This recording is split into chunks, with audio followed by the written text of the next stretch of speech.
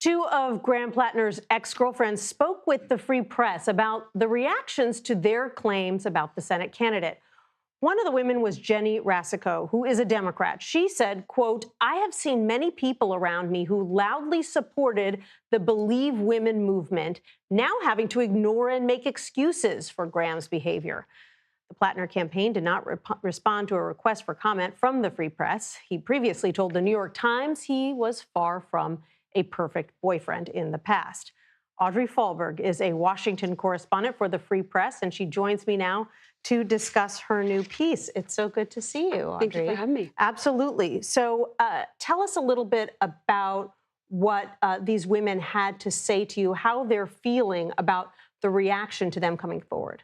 Well, thank you so much for having me. I mean, this has been one of the biggest pieces in one of the biggest Senate races of this cycle.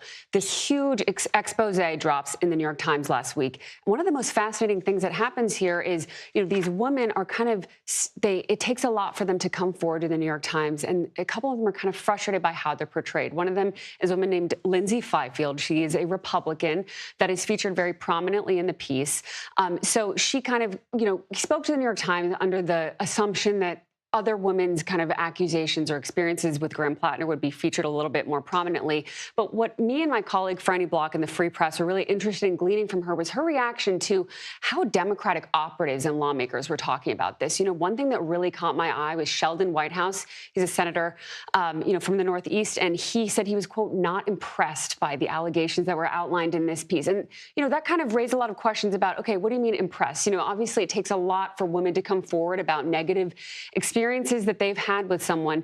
And so I think moving forward, you mentioned those comments from Jenny Rasico. She's a lifelong Democrat. She described an experience that she had with Platner where he allegedly came to her house very blackout drunk, she alleges, and had a very unsettling experience, so unsettling that she, cut off contact after that.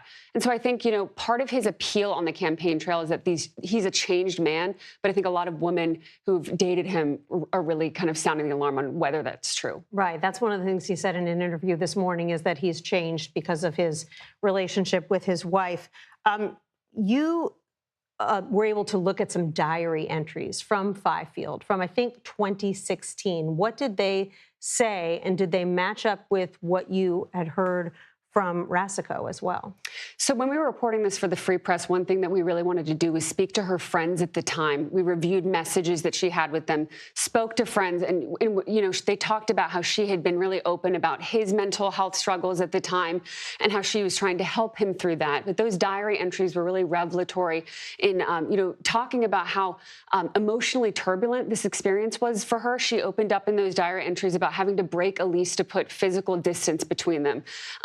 In the New York Times expose, they got her on the record speaking about how, according to her, at one point, he twisted her arm behind her back, shoved her in a room, and held the door closed, which is something that's kind of a pretty disturbing anecdote from someone, right? And so I think moving forward, thinking about this midterm cycle, Democrats have all this enthusiasm. Trump's numbers are obviously sinking. They're very, looking forward to this cycle. But are they really that willing to take a risk on candidates like this who have so much baggage, who may appeal to the working class, they think, but is it really worth it to make that bet on such a risky candidate? One of the things that has frustrated Fifield is she said that there was more scrutiny she felt on her politics, her views, than on the claims that she was making about Graham Platner. Are these women happy now that they came forward, or do they regret it? I think they have a lot of peace that they were able to kind of give us their peace of mind about the reaction, not just, from people on the internet, but also Democratic politicians. Both of the women that we spoke to, Lindsay and Jenny, were just horrified by a lot of Democratic operatives who are just kind of waving these allegations away. Mm-hmm. They're saying, it feels Lindsay told us, it feels like we're in the 60s, 70s, 80s, 90s. Why are we still picking apart women's lives who come forward?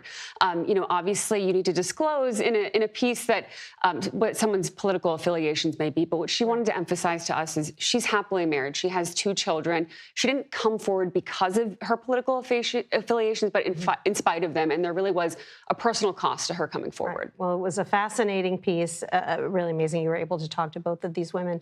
Audrey Fahlberg from the Free Press, thank you so much for joining us. Thanks for having me. Appreciate it.